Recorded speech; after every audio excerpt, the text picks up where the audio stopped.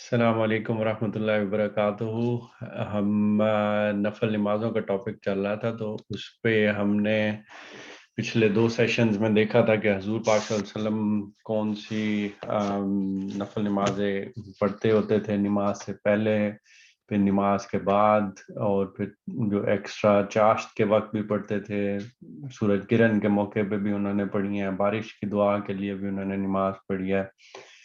اور پھر جو لاسٹ سیشن تھا اس میں ہم نے تھوڑی ڈیٹیل میں جا کے جو رات کی تنہائی میں، یعنی کہ جس کو ہم تہجد کی نماز کہتے ہیں، اس پہ ہم نے دیکھا تھا کہ حضور پاک صلی اللہ علیہ وسلم کی روٹین کس طرح سے تھی، اور ان کے لیے تو یہ لازم کی گئی تھی، اور کس وجہ سے لازم کی گئی تھی وہ بھی اللہ تعالیٰ نے قرآن مجید میں ہی بتا دیا کہ ان کے اوپر ایک عنقریب بھاری بات کا بوجھ ڈالنا تھا، تو اس وجہ سے ان کے اوپر ایک اور نماز بھی لازم کی گئی۔ اس سے صاف پتہ یہ چلا ہمیں کہ بھئی جب بھی مشکلات، مصائب اور یہ چیزیں زیادہ ہوں تو رات کے تنہائی میں جو اٹھ کے نماز پڑھی جاتی ہے، اس میں جو فاصلہ اللہ کا اور بندے کا ہوتا ہے وہ ایک تھوڑا کم ہوا ہوتا ہے، اور اس میں پھر جب اپنے رب کا ذکر کیا جائے، سب سے ٹوٹ کر اسی کے ہو کے رہا جائے، تو وہ دل کی تسلی کے لیے بہت اچھا رہتا ہے۔ تو اس میں پھر رکعتوں کا تھا، ہم نے دیکھا تھا کہ وہ 11 رکعتیں تھیں زیادہ سے زیادہ، جو کہ حضرت عائشہ کی روایت کے مطابق کہ انہوں نے پڑھی تھیں ماہ رمضان میں بھی اور ماہ رمضان کے علاوہ بھی۔ لیکن اس سے آگے پیچھے جس طرح سے ہم مغرب کے بعد 2 پڑھ لیتے ہیں، تو اسی طرح حضور پاک صلی اللہ علیہ وسلم نے کبھی شاید 2 رکعتیں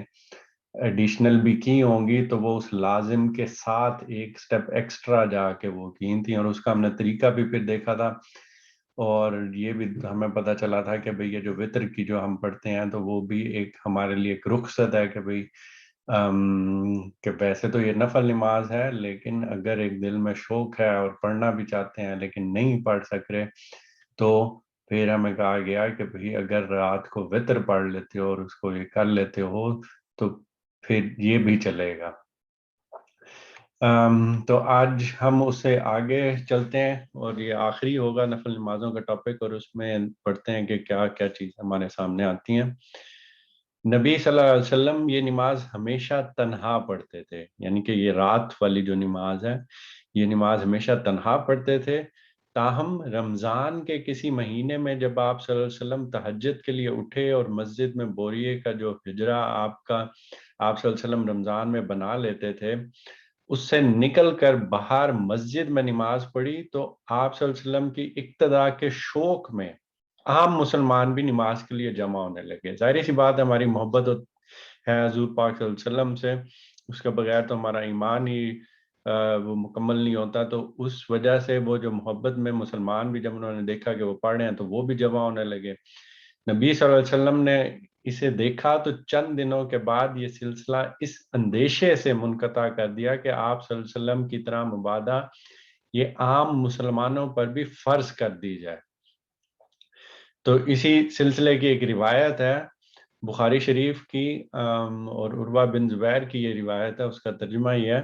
سیدہ عائشہ نے انہیں بتایا کہ رسول اللہ صلی اللہ علیہ وسلم آدھی رات کے وقت نکلے اور آپ صلی اللہ علیہ وسلم نے مسجد میں نماز پڑھی۔ وہاں کچھ لوگ آپ صلی اللہ علیہ وسلم کے ساتھ اس میں شریک ہو گئے، انہوں نے صبح اس کا ذکر کیا تو دوسرے دن زیادہ لوگ جمع ہو گئے۔ اس رات بھی آپ صلی اللہ علیہ وسلم نے مسجد میں نماز پڑھی تو لوگوں نے آپ صلی اللہ علیہ وسلم کے ساتھ ہی نماز ادا کی۔ پھر صبح اس کا ذکر ہوا تو تیسری رات نمازیوں کی ایک بڑی تعداد مسجد میں آ گئی۔ آپ صلی اللہ علیہ وسلم اس رات پھر نکلے اور لوگوں نے آپ صلی اللہ علیہ وسلم کی اقتداء میں نماز ادا کی۔ پھر چوتھی رات ہوئی تو مسجد لوگوں سے اس طرح بھر گئی کہ اس میں کسی آنے والے کے لیے جگہ باقی نہ رہی۔ لیکن اس رات آپ صلی اللہ علیہ وسلم صبح سے پہلے نہیں نکلے بلکہ فجر ہی کے وقت باہر آئے۔ پھر فجر کے بعد آپ صلی اللہ علیہ وسلم لوگوں کی طرف متوجہ ہوئے، خطبے میں اللہ کی توحید بیان کی اور فرمایا، میں تم لوگوں کے آنے سے بے خبر نہ تھا، لیکن مجھے اندیشہ ہوا کہ یہ کہیں تم پر فرض نہ کر دی جائے اور پھر تم اسے ادا نہ کر سکو۔ تو یہ کتنی محبت ہے، ایک تو دونوں چیزیں ہمیں پتہ چلی ہیں کہ یہ مشکل چیز تو نہیں تھی حضور پاک صلی اللہ علیہ وسلم کے لیے، ان کے سامنے تو حقیقتیں عیاں تھیں تو وہ تو اٹھ کے پڑھتے ہی تھے، لیکن اگر میں اپنے جیسے لوگوں کی طرف دیکھوں جن کا ایمان کمزور ہوتا ہے، جن کے لیے رات کا اٹھنا، رات کی نیند کو، اور وہ بھی ایک نفل نماز کے لیے اٹھنا، تو وہ چیز ایک تھوڑی مشکل کا باعث ہوتی ہے. تو انہوں نے اس چیز کا بھی سامنے لحاظ رکھا اور اس چیز کو دیکھا کہ بھئی یہ میرے لوگوں پر ہی فرض نہ کر دی جائے اور پھر ہم لوگ ادا نہ کر سکیں، یعنی کہ گناہ کا باعث نہ بن جائے. تو وہ اس وجہ سے انہوں نے اس کو منقطع کر دیا اور وہ آئے ہی نہیں پھر باہر کے، تاکہ لوگ جو جمع ہونے شروع ہو گئے ہوئے تھے. تو یہ والی چیز آگے تھوڑی سی اس طرح سے ہوئی کہ سیدنا عمر رضی اللہ عنہ کے زمانہ خلافت تک لوگ رمضان کے مہینے میں بھی گھروں اور مسجدوں میں اسے بالعموم اپنے طور پر ہی پڑھتے تھے. ان کے تہجد کی جو نماز تھی جس میں میکسیمم 11 رکعتیں تھیں، اس کو وہ ماہ رمضان میں بھی اور گھروں میں بھی مسجدوں میں بھی گھر میں ہی پڑھتے تھے. یہاں تک کہ وہ ایک دن مسجد کی طرف آئے تو انہوں نے دیکھا کہ لوگ مختلف ٹکڑیوں میں اس طرح یہ نماز پڑھ رہے ہیں کہ کوئی شخص تنہا تلاوت کر رہا ہے، کوئی اور کچھ کسی امام کی اقتداء میں ہے. اس نماز میں چونکہ تلاوت کچھ بلند آواز سے ہوتی ہے، یہ ہم پہلے دیکھ چکے ہیں کہ نارمل جو کچھ نمازیں ہوتی ہیں جس میں ہم نے تلاوت بلند آواز میں کرنی ہوتی ہے اور کچھ میں سائلنٹ اس میں ہوتی ہے. تو اس میں ہمیں بتایا گیا تھا کہ جب تہجد کے پڑھے ہوں تو درمیانی صورت اختیار کی جائے، نہ بہت بلند نہ بالکل چپ. تو اس میں کیونکہ کچھ بلند آواز سے ہوتی ہے تو اس وجہ سے مسجد میں نا عجیب بے نظمی کی کیفیت تھی. عمر رضی اللہ عنہ نے قرآن مجید کے آداب کے لحاظ سے اسے پسند نہیں فرمایا اور ابی بن کعب کو اس نماز کے لیے لوگوں کا امام مقرر کر دیا. اس کے بعد ایک دوسری رات آپ پھر تشریف لائے، یعنی کہ سیدنا عمر لوگوں کو نماز پڑھتے دیکھا. یہ نئی چیز تو فرمایا یہ نئی چیز اچھی ہے، لیکن جس کو چھوڑ کے یہ سوئے رہتے ہیں وہ اس سے بہتر ہے. روایت سے واضح ہے کہ عمر رضی اللہ عنہ نہ صرف یہ کہ لوگوں کے ساتھ اس نماز میں شامل نہیں ہوئے، بلکہ انہوں نے رات کے آخری حصے میں اٹھ کر تنہا یہ نماز پڑھنے کو اس سے بہتر قرار دیا. تو اور رسول اللہ صلی اللہ علیہ وسلم نے یہ نماز جیسا کہ اوپر بیان ہوا ہے کبھی 11 رکعتوں سے زیادہ نہیں پڑھی. تاہم اس کے لیے رکعتوں کی کوئی تعداد چونکہ متعین نہیں ہے، ہم پہ لازم تو ہے نہیں، اور نفل ہم جتنا پڑھنا چاہیں ہم پڑھ سکتے ہیں، تو کوئی ایک ہمارے لیے تو کوئی متعین ہے ہی نہیں. تو اس لیے جب ایک امام کا تقرر ہوا تو لوگ رمضان میں نماز تراویح کے نام سے اس نماز کو 23 بلکہ اس سے بھی زیادہ رکعتیں پڑھنے لگے. اس وقت سے اب تک مسلمانوں کا عام طریقہ یہی ہے کہ ان میں سے زیادہ اب اس بات سے واقف بھی نہیں رہے کہ یہ در حقیقت تہجد کی نماز ہے جسے وہ عشاء کے ساتھ ملا کے پڑھ رہے ہیں. تو یہ وہ چیز ہے کہ جس کو ہم جب بنیاد سے جا کے نہیں دیکھتے، بنیاد سے جا کے چیزیں نہیں پڑھتے، تو ہمیں بالکل ایک روٹین میں جیسے کلچر میں چیز آ جاتی ہے کہ سارے اسی طرح پڑھتے ہیں اور پھر با جماعت پڑھتے ہیں اور وہ ساری چیزیں کرتے ہیں. تو یہ چیز یہاں پہ واضح ہو رہی ہے کہ جو تراویح والی جو نماز ہے ہم پڑھتے ہوتے ہیں وہ بنیادی طور پہ تہجد کی نماز ہے. وہ حضور پاک صلی اللہ علیہ وسلم کے اوپر لازم کی گئی تھی، وہ لازم کی گئی تھی اور وہ اس کو رات کے آخری پہلو میں اکیلے ہی پڑھتے تھے، اور جب لوگوں نے مل کے پڑھنا شروع کیا تو انہوں نے یہ سلسلہ منقطع کر دیا، اور اسی وجہ سے کہ کہیں یہ لازم نہ کر دی جائے. اور وتر کے ٹائم جب پڑھتے ہیں، جب عشاء کے بعد ہم پڑھتے ہیں تو وہ ایک رخصت کے طور پہ ہے کہ اگر ہم اس کو رات کے اس پہلو پہ اٹھ کے نہیں پڑھ سکتے تو پھر ہم وتر کر کے رات کو عشاء کی نماز کے بعد بھی پڑھ سکتے ہیں، لیکن اگر ہم رات کو اٹھ کے پڑھیں تو یہ زیادہ بہتر ہے. اور پھر اس کے ساتھ ہم نے یہ والی چیز بھی دیکھ لی کہ جب اس کی جماعت کے ساتھ ہو رہی ہوتی ہے، پڑھی جا رہی ہے، تو یہ سٹارٹ کہاں سے ہوا تھا؟ یہ حضور پاک صلی اللہ علیہ وسلم کے زمانے سے نہیں ہوا، حضور پاک صلی اللہ علیہ وسلم نے بھی نہیں کیا. اس کے بعد پھر یہ سیدنا عمر رضی اللہ تعالیٰ عنہ کے سامنے یہ چیز آئی تو انہوں نے بھی اکیلے ہی پڑھا، لیکن صرف اس وجہ سے یہ کر دیا کہ اب یہ بے ترتیب چیز چل رہی ہے تو ایک چلو امام کر لو، پڑھ لو،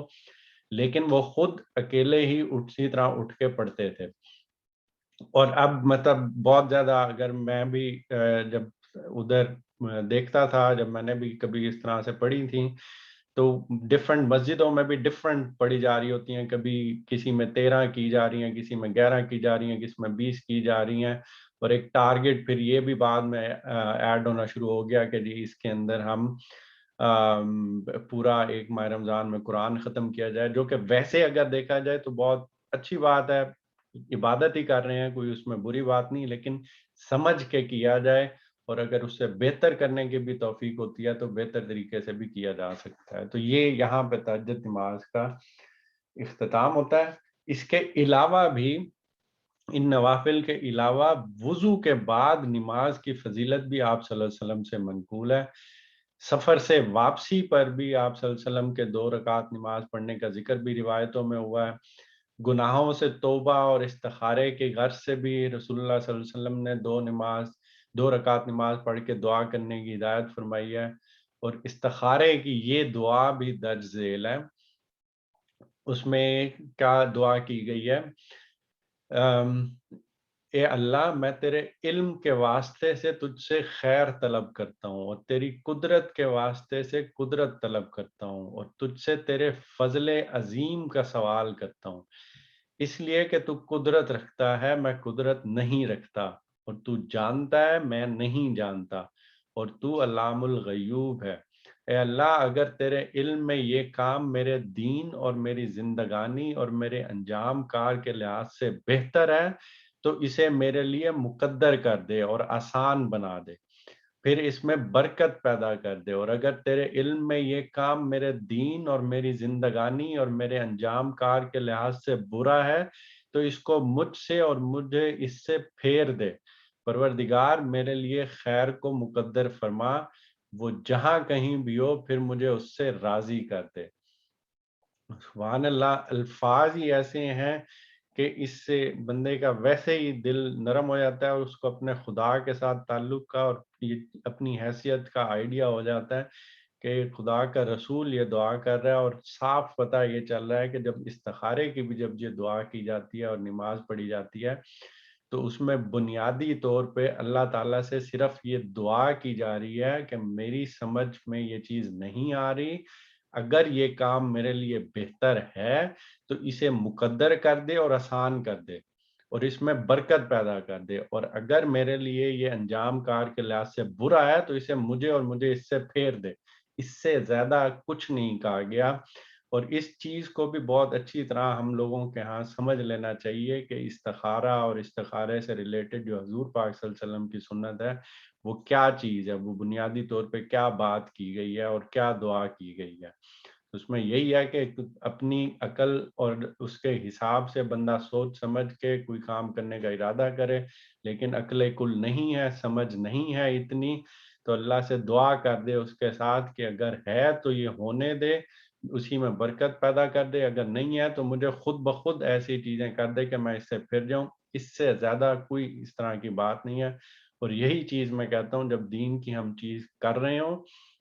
تو ہمیشہ جہاں پر جو بات قرآن یا حضور پاک صلی اللہ علیہ وسلم کی سنت جہاں تک لے جائے اس کی انگلی پکڑ کے صرف اس